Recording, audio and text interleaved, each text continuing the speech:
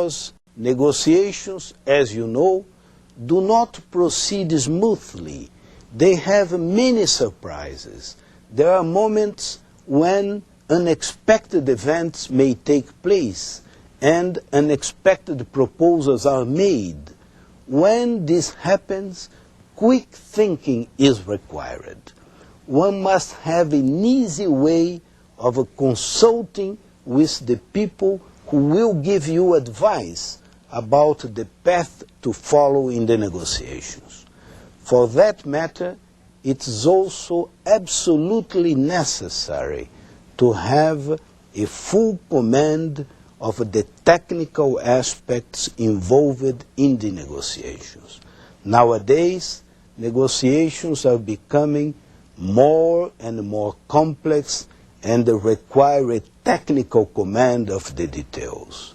One of the shortcomings of many developing countries is that they are only able to send small delegations to trade negotiations, and very often don't have the possibility of bringing people from their capital cities who could provide them with the necessary support for the negotiations. But here I would like also to highlight an element which deserves special attention. It is the fact that negotiations do not depend solely on skills. They do not depend exclusively on the capacity of the negotiators, not even on their command of the rules or their command of the facts or the intellectual argument. Negotiations are also an exercise in power. That is, you should not forget that in trade negotiations, as in international negotiations in general, a very important element, sometimes a decisive one, is the coalitions, the alliances of like-minded countries that you are able to establish to promote your interest. Let me give you concrete examples. During the Uruguay round, one of the most successful alliances was the coalition of the exporters of agricultural products. It was called the Cairns Group because it first met in the Australian city of Cairns. This group was very diverse, very heterogeneous in its composition. In older days, it would have been difficult to imagine a negotiating group where you would have developing and developed countries together. In that group, you had countries like Canada, Australia, New Zealand, that is, highly developed economies. You had Latin American countries like Argentina, Brazil, Chile, Colombia, Uruguay. You had Asian countries like Malaysia, Thailand, the Philippines, and you had even a country which was still at that time a communist country, Hungary. What all those countries had in common, what they had together, was their common interest in agricultural export. Their interest in bringing together their negotiating capacity and their added market to extract concessions from the other side. Another interesting example was the coalition of textile and clothing exporters. You had countries of a wide variety of levels of development, but very united in the common purpose of dismantling the old system of quotas for textiles and clothing. And they succeeded, although the dismantling will take place over a relatively long period of time. I could mention many other examples that show that in trade negotiations it's absolutely essential never to lose sight of the fact that the power of your market has enormous impact on the outcome of the negotiations. However skilled you are as a negotiator, you should be aware that your capacity to import, the interest that your market offers to other traders, is one of the essential elements of the negotiations. So you have to know how to skillfully manage the power of your market in order also to advance your own interests in foreign markets. That is why it is so important to have this capacity for building coalitions. And let me also address another aspect which is central to trade negotiations in terms of what I call the power element of negotiations. That element is related to the resistance to trade liberalization from vested interests which have already built up a position in a certain market and feel threatened by trade liberalization. One should not forget that this political aspect, that is, the political constituencies at home, particularly of a protectionist nature, are always present as a background in trade negotiation. And that should teach trade negotiators about the need not only to build a coalition of interest among the different countries in the negotiations, but also to build a coalition of interest with consumers in the country whose market you are targeting. You have seen very frequently here in the United States how some exporters, some foreign exporters, were able to ally themselves with consumer groups or with importers of footwear, textiles, or steel distributors of the products of those foreign suppliers in order to internally fight the opposition of some entrenched groups interested in protecting their own market share. I would like finally to say a few words about the need to prepare people for the post-negotiating phase. That may sound strange to you, as we are discussing here negotiating techniques, but in reality it's not so strange, because the implementation of negotiations generally requires new negotiations. Very frequently, the result of trade negotiations are not so obvious, not so clear-cut, that they would allow for automatic implementation. In reality, they often need interpretation. They often are followed by conflicts of interpretations, and you have to negotiate with your counterpart in other countries regarding the correct understanding of what you have just negotiated. As a matter of fact, trade negotiators are a special kind of people, never short of tricks or traps. They used to say in the old Gett that when Moses came down from the Sinai and read the Ten Commandments, there were among the crowd a few trade negotiators who immediately said, "Well, that is all right, but where is the exception clause?" So, as you see, the capacity to implement the results of negotiations is also part of the training of a good trade negotiator. All in all, I'm convinced that the challenge of continuous negotiations will require more and more from countries, the effort of educating, training people who specialize in trade negotiations.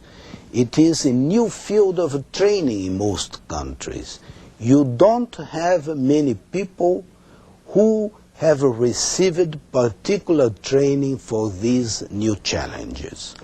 But I am confident that with the help of some institutions, including some international institutions, it will be possible to develop in many countries, even where the skills are not there yet.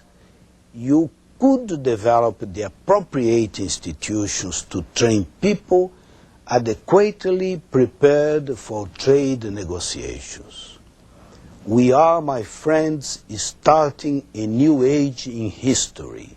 We are witnessing the unification of markets worldwide on a planetary dimension.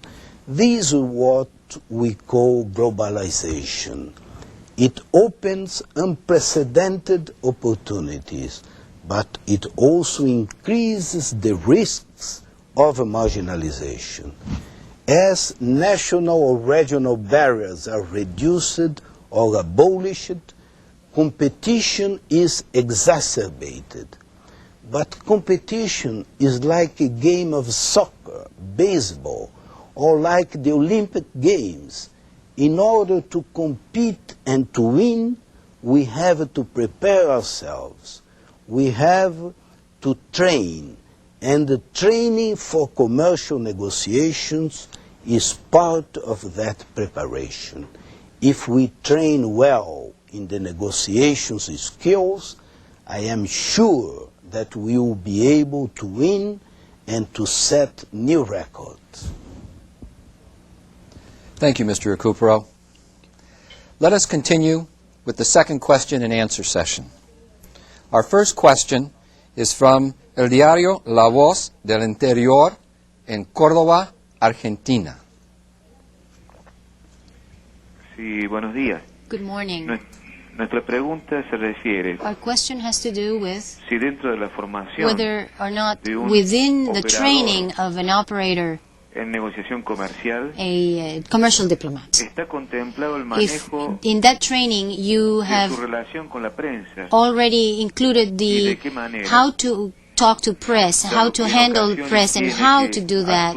Because on many occasions the person has to be the spokesperson for the organization or to act jointly with the parties involved. You're absolutely right.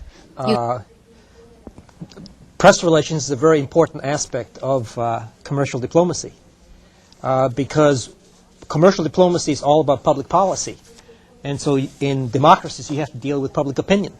And the press is one of the very important instruments of forming public opinion and in focusing the issues. So that is something that we at the Monterey Institute have incorporated as an integral part of our curriculum, and it is very important. Thank you. Our next question is from la Federación Nacional de Comerciantes in Medellín, Colombia. Good morning. I would like to ask you, what would be your recommendation for a country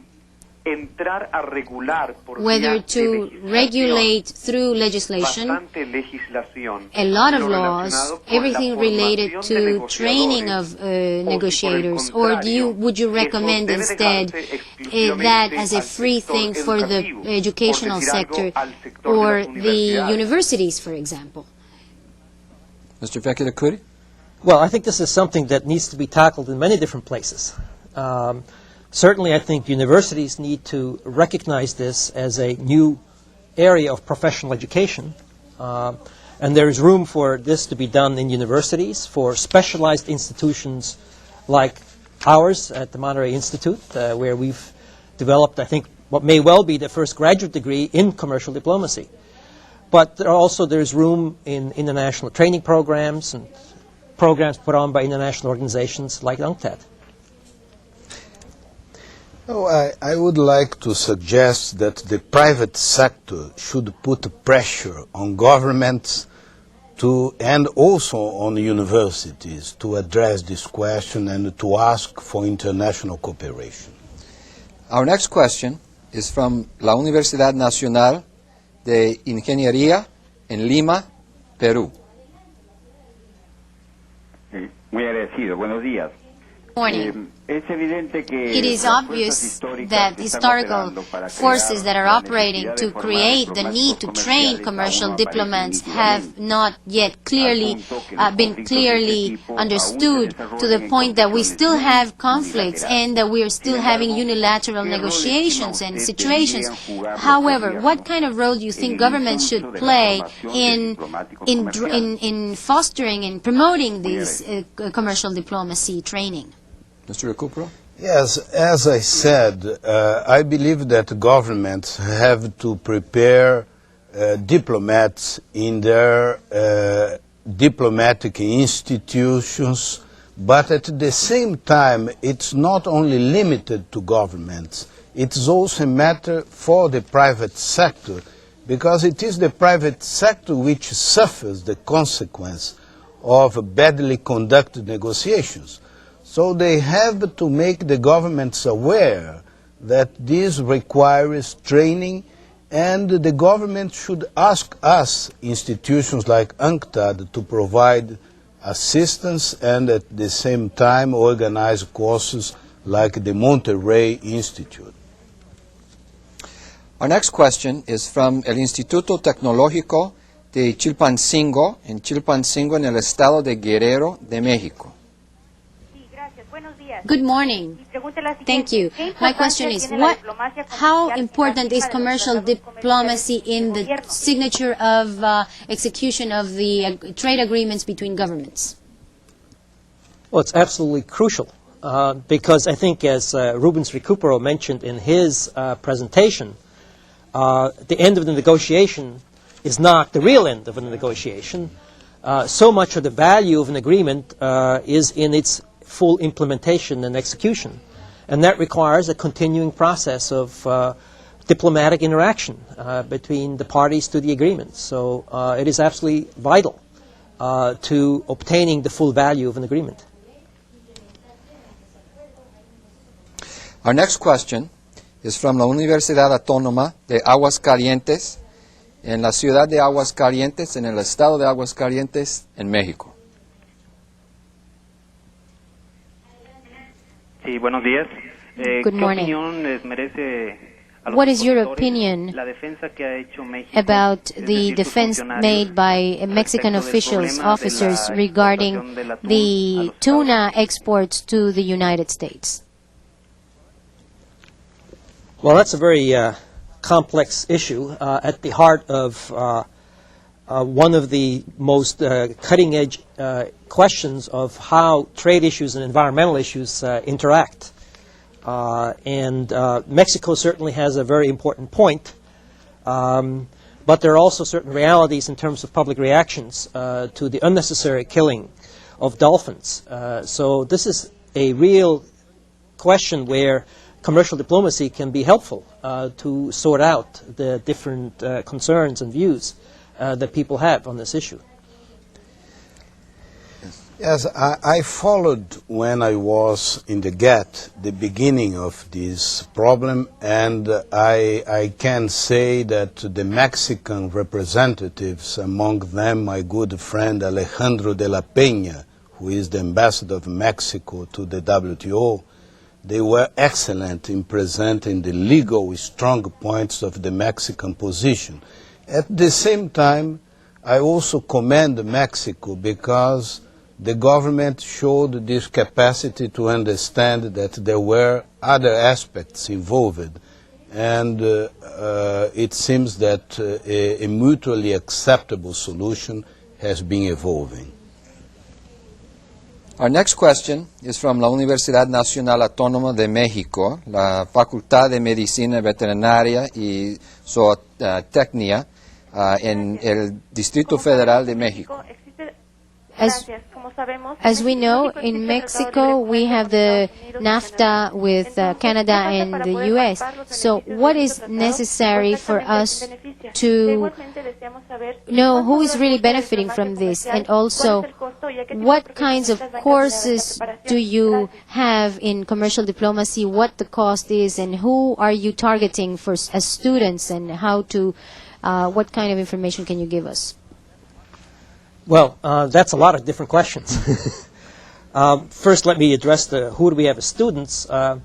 We have students from all over the world, really, both from the United States and from other countries. There are students who are interested in being active in the international economy. They are typically people who have graduated from university, have worked for 1 or 2 years in another country, and have recognized that they need some further training to be effective in the international commercial arena. We've organized courses on a modular basis, month-long modules, on a variety of subjects, covering the basic analytical techniques in economics, political analysis, then knowledge of the basic rules of international trade, the institutions, the trade laws of the major countries, and then what we call the techniques and skills. And how do you negotiate? How do you manage relations with the press? How do you manage relations with legislative bodies? And then finally, a large numbers of simulations. And the simulations basically tell you how do you integrate all this knowledge and information and apply it to real-world situations. And this is really where too often universities fall down. They don't equip students to make the jump from theory, an ideal situation, to real-world situations which are usually complex and messy, and where you have imperfect information. And that is what simulations enable us to do. Thank you. We have another call from the Colegio de Bachilleres en el estado de Sinaloa, Los Mochis, Sinaloa, México. Sí, buenos días. Good morning. Nuestra pregunta es la siguiente. Our question is, what bibliography would you recommend for us to learn about and learn commercial diplomacy? We have distributed a short bibliography. We can expand on that. I'm not sure that here during this conversation I can refer you to a specific source other than what we've distributed. Okay, our next question is from the Centro de Estudios Tecnológicos, Industrial y de Servicio, número 48 de Saltillo, Coahuila, México. Hablamos del CETIS 48, We're calling from Instituto Tecnológico Saltillo. Saltillo, Mexico. Quisiéramos saber su opinión. We would like to hear your opinion on the fact that the United States does not allow the crossing our common border for Mexican transport companies, although that is in the NAFTA agreement. And I'd like you to comment on about U.S. promoting a free trade that is beneficial to everybody, but they want to sell their products in the world. It's not that they are allowing other countries' products coming into the U.S. So I would say that's protectionism. Well, I would say all countries have some sources of protectionism. And particularly in the trucking issue, it's not only a question of American trucks in Mexico, there's also a question of Mexican trucks in the United States. And I must say frankly that we're both having problems in allowing each other's trucks. It's one of the issues that we still need to tackle and solve. Thank you. We have another question from la Universidad Tecnológica de Coahuila en Ramos Arizpe en Coahuila, México. Mexico again, from Coahuila Technological University. Buenos días. How could we use commercial diplomacy? How could we make them really identify and solve world problems and not national interests? Well, I believe that commercial diplomacy has this great merit of finding common denominators. It's much better to have countries trading among themselves than engaging in military rivalry like during the Cold War. I'm convinced that trade has been a major force for this unification of the planet, and nowadays, when more and more countries are becoming integrated into the world trading system, we can be more optimistic about the possibility of a lasting peace, because trade and commerce require peace. They are inseparable. When you have a war, when you have rivalries, you can't have a good trade. We have time for one last question. We will have to be very quick. It's from the Instituto Politécnico Nacional CITEDE in Tijuana, Baja California, Mexico. Good morning. How could we consider all the different sectors of society in order to have not only the mentioned sectors negotiate so that we eliminate the political interests, because society is part, the community at large is part of this process. How can you really involve community, because the community does contribute to production? So how can we eliminate just the special interest groups? Well, I think this is partly a challenge for each national government, how to involve a broad range of representatives from different parts of the community, making sure that they understand what the issues are, that the subject matter gets out into the press, that there is material available that explains the issues.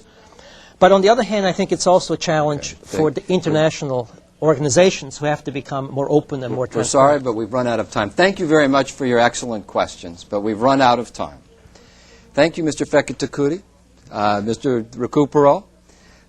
We hope that you have enjoyed participating in this video conference. We will be transmitting programs of the latest in negotiation and dispute resolution and global competitiveness. We invite you to participate on September 4th in the next program of our series entitled Managing Risk in International Partnerships, Logistics, Insurance, and Financial Strategies. For additional information on the International Training Center's programs for this year, please consult your participants' manual, where you will find the dates and specific topics for these.